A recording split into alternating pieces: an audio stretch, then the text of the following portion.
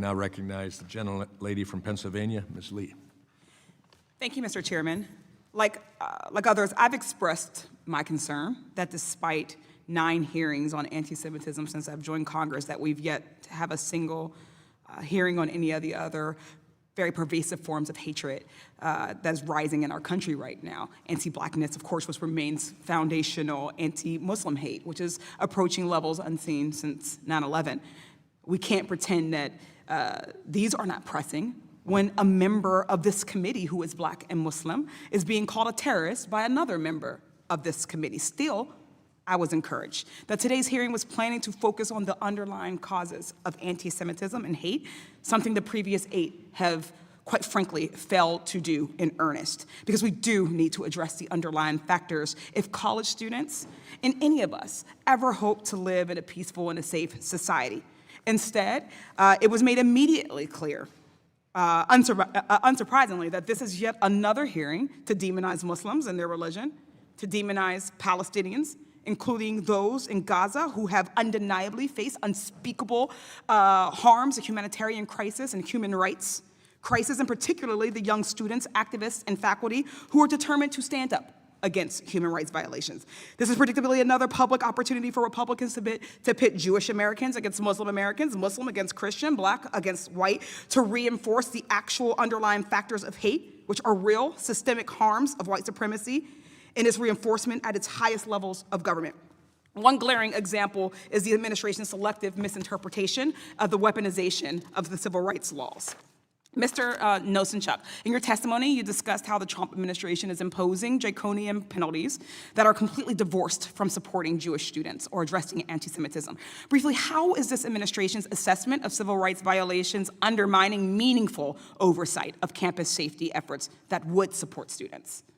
Thank you for the question, Congresswoman. As I said in my testimony, there is a proven way to address civil rights violations. Congress, this body, charged the Office for Civil Rights with enforcing Title VI of the Civil Rights Act and ensuring that all students have an opportunity to access their education free from discrimination.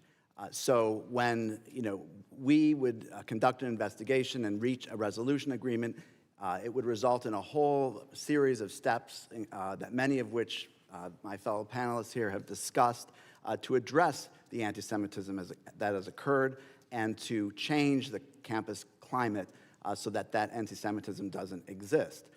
In addition, when investigations are conducted, it's not like there's only one type of discrimination that's occurring. Often, when an investigation is conducted and there's evidence of, say, anti-Black discrimination, we might also have found evidence of anti-Semitic discrimination and expanded the investigation to encompass that. We had that flexibility. Imposing a $900 million penalty on a university is not going to prompt university presidents sitting here to think about how they're going to address anti-Semitism. They're going to think about how are they going to fill this huge hole in their budget that's just been created by a penalty that has nothing to do with the discriminatory conduct that has actually occurred. Thank you.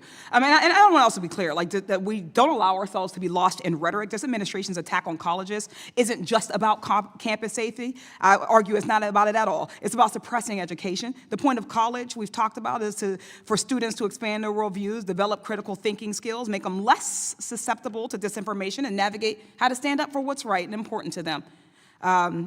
Against things that they disagree with, which might include authoritarianism. That's why this administration is doing everything and beyond in its power to dismantle higher education, censor dissent, freezing funding, forcing university presidents to resign, threatening to remove accreditation, banning entire offices and departments, and revoking students' visas, disappearing students, eroding student loan programs, gutting civil rights resources, and of course, as it was mentioned at the outset of this hearing, putting an end to diversity, equity, and inclusion and accessibility, the boogeyman of MAGA Republicans who are determined to sow hate and division instead of equity and inclusion. But at the same time as their crusade against diversity, the Trump administration and Republicans have said that colleges must hire more conservative faculty to increase viewpoint diversity on campuses while calling for disciplinary action against professors who believe they disagree with.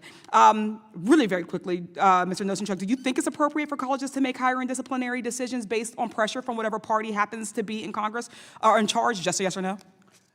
No. Thank you. These attacks on colleges are not solving the real problem. So make mistakes. This is yet another opportunity to exploit legitimate concerns of anti-Semitism on college campuses to further their attacks on the institutions of learning. I think that it's incredibly clear hearing the opening testimonies and statements and the testimony that we will continue to hear throughout the day. I hope that you will consider that. Thank you, and I yield back. I thank the gentlelady. Now I recognize the gentleman from California, Mr. Kiley.